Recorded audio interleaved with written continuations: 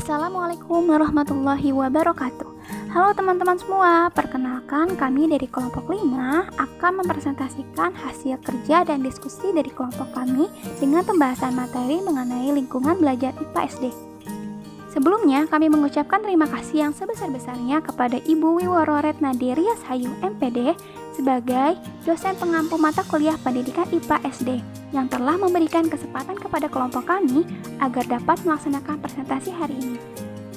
Sebelum memulai presentasi pada hari ini, izinkan saya memperkenalkan anggota dari kelompok 5, yaitu di sini ada Diva Syakira Nurisma dengan NIM H.2010-236, lalu ada saya sendiri Nel Suryani Putri dengan NIM H.2010-293, lalu ada Parda Sylvia Pratama dengan NIM H.2010-292, lalu ada Risma Sukmawati dengan NIM H.2010-117, lalu ada Tini Suwarti dengan NIM H.2010-144.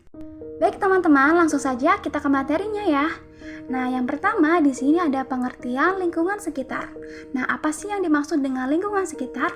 Nah, lingkungan sekitar itu adalah segala sesuatu yang berada di luar atau di sekitar individu, baik itu berupa makhluk hidup, misalkan hewan, tumbuhan, atau manusia, maupun berupa benda-benda tak hidup berupa tanah, air, udara, atau benda apa saja yang berada di sekitar siswa.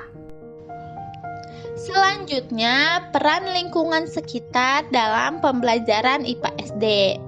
Lingkungan sangat penting digunakan dalam pembelajaran siswa SD karena dapat digunakan sebagai sasaran belajar, sumber belajar, maupun sebagai sarana belajar. Yang pertama, lingkungan sebagai sasaran belajar. Segala sesuatu di sekitar anak itu merupakan objek yang dipelajari atau diajarkan kepada anak atau lingkungan sebagai sasaran belajar bagi anak. Misalkan, kita mempelajari tentang bagian-bagian tubuh tumbuhan, bagian tubuh hewan atau manusia, mempelajari struktur tanah. Untuk mempelajari materi tersebut, maka kita memerlukan tumbuhan, hewan, manusia, atau lahan yang ada di lingkungan sekitar. Yang kedua yaitu lingkungan sebagai sumber belajar. Beberapa sumber belajar, misalnya guru, buku-buku, laboratorium, kebun sekolah, tenaga ahli, lingkungan sekitar, dan sebagainya. Lingkungan merupakan sumber belajar yang tak habis-habisnya memberikan pengetahuan bagi anak. Lingkungan tersebut semakin digali, semakin banyak yang kita dapatkan. Tidak saja bagi IPA itu sendiri, tetapi juga berupa sumber dari berbagai ilmu pengetahuan seperti IPS dan matematika. Misalnya, dalam mempelajari pencemaran lingkungan dengan memanfaatkan lingkungan, yaitu lingkungan yang tercemar dan lingkungan yang tidak tercemar, maka kita dapat memperoleh informasi secara langsung, dapat membandingkan antara lingkungan yang tercemar dengan lingkungan yang masih bersih atau yang sehat dari lingkungan sekitar. Yang ketiga, lingkungan sebagai sarana belajar. Setiap proses belajar memerlukan sarana belajar, misal ruang kelas dengan perabotannya, laboratorium dengan perlengkapannya, perpustakaan dan sebagainya. Lingkungan sebagai sarana belajar yang baik, bahkan lingkungan sekitar yang alami menyediakan bahan-bahan yang tidak usah dibeli. Misalnya, untuk mempelajari proses fotosintesis pada tumbuhan hijau, kita memerlukan cahaya matahari, udara, dan tumbuhan hijau sebagai sarana pembelajaran fotosintesis tersebut. Dalam mempelajari proses pernapasan pada manusia, maka kita memerlukan udara dari lingkungan sekitar. Dengan demikian, lingkungan merupakan sarana belajar yang ekonomis. Materi selanjutnya ada aspek pedagogis yang dapat dikembangkan dengan memanfaatkan lingkungan alam dalam pendidikan IPA. Yang pertama, mengembangkan sikap dan keterampilan. Dengan berinteraksi dengan lingkungan alam sekitar, anak dapat merasakan suasana belajar yang nyata, belajar dengan memanfaatkan lingkungan, maka anak akan dapat melakukan observasi langsung, sehingga mereka terlibat langsung atau mengalami secara langsung dalam proses belajarnya. Hal tersebut tidak akan dialami siswa jika pembelajarannya melalui ceramah. Oleh karena itu, belajar melalui interaksi dengan lingkungan sekitar di samping mengembangkan intelektual siswa, juga dapat mengembangkan sikap, minat, dan keterampilannya. Yang kedua, dapat digunakan bagi siswa dari semua tingkat perkembangan intelektualnya. Lingkungan dapat digunakan sebagai sumber dan sarana belajar dari anak TK sampai perguruan tinggi yang tingkat kelulusan dan kedalamannya berbeda. Dan yang ketiga, dapat menjadi sumber motivasi belajar anak. Lingkungan sekitar selalu mengundang rahasia alam. Kita berhasil menguak sesuatu pengetahuan, maka akan segera muncul sesuatu yang baru yang belum diketahui. Hal ini merangsang kepada anak untuk ingin mengetahui yang lebih mendalam dan lebih banyak mengembangkan sikap ingin tahu.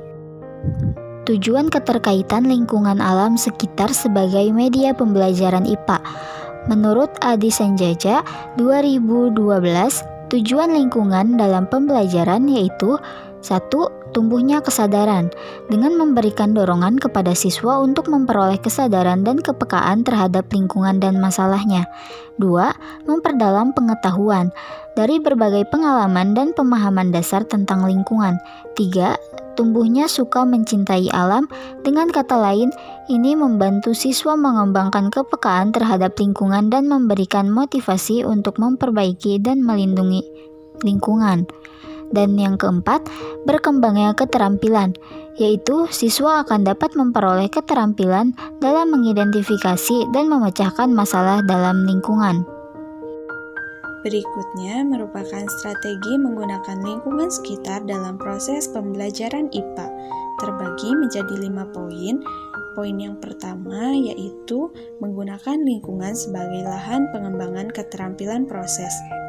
Dilakukan dengan cara guru membimbing siswa untuk belajar mengamati, mengukur, mengklasifikasikan, membuat inferensi, dan keterampilan lainnya.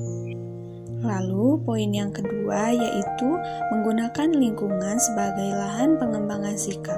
Misalnya, mengembangkan sikap berpikir bebas, sikap tidak purbasangka, dan sikap mencintai lingkungan dengan cara guru memberikan tugas berbentuk eksperimen atau memelihara kebun sekolah. Yang ketiga yaitu menggunakan lingkungan untuk pengayaan, karena pada dasarnya seorang anak akan berbeda antara satu dengan lainnya.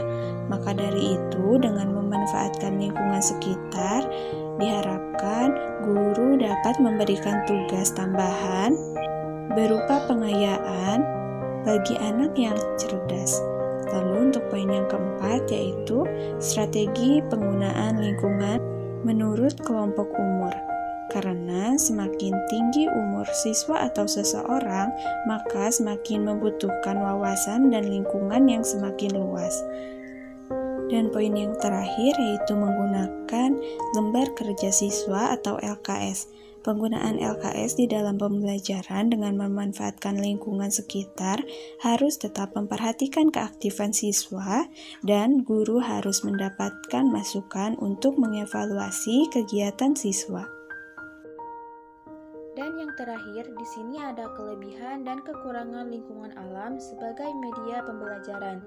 Yang pertama di sini ada kelebihan dalam memanfaatkan lingkungan alam sekitar sebagai media pendukung pembelajaran. Yang pertama, belajar akan lebih menarik dan tidak membosankan dibandingkan hanya duduk berjam-jam di kelas, sehingga dapat meningkatkan motivasi belajar. Yang kedua, esensi pembelajaran akan lebih masuk akal karena lebih nyata, kekinian, dan alami. Yang ketiga, materi yang bisa dipelajari sebenarnya lebih kaya dan persis sesuai dengan kenyataan. Yang keempat, kegiatan belajar siswa lebih lengkap dan aktif. Yang kelima, sumber belajar menjadi lebih kaya dan beragam karena di dalamnya ada sosialnya, alam, lingkungan buatan, dan lain-lain. Yang terakhir, dengan memahami dan mengapresiasi aspek-aspek kehidupan yang ada di lingkungannya, Siswa dapat membentuk manusia yang dapat memahami kehidupan serta keadaan di sekitarnya, dan juga dapat mengembangkan rasa cinta terhadap lingkungannya. Dan yang terakhir di sini ada kekurangan yang dapat mudah terjadi dalam proses pembelajaran dengan memanfaatkan lingkungan sekitar, yaitu yang pertama dapat membahayakan siswa. Contohnya, pada saat proses pembelajaran di alam lingkungan sekitar adanya ulat, pecahan beling yang dapat membahayakan dan melukai siswa. Yang kedua, bila tidak dipersiapkan dan diawasi dengan baik oleh guru dan pendamping, maka dalam proses pembelajaran akan terkesan main-main. Yang ketiga, kekeliruan persepsi tentang penggunaan lingkungan harus memerlukan waktu yang lama, padahal dapat digunakan waktu yang singkat. Dan yang terakhir, sempitnya pandangan guru bahwa dalam proses pembelajaran hanya dapat dilakukan di kelas.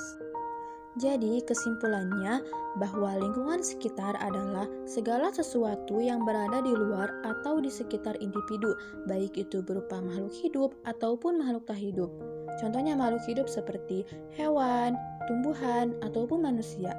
Sedangkan makhluk tak hidup, contohnya air, tanah, udara, ataupun benda apa saja yang berada di sekitar siswa. Manfaat lingkungan sekitar dalam proses pembelajaran IPA adalah lingkungan sebagai sasaran belajar, lingkungan sebagai sumber belajar, dan lingkungan sebagai sarana belajar. Belajar dengan memanfaatkan lingkungan sekitar dapat mengembangkan aspek pedagogis.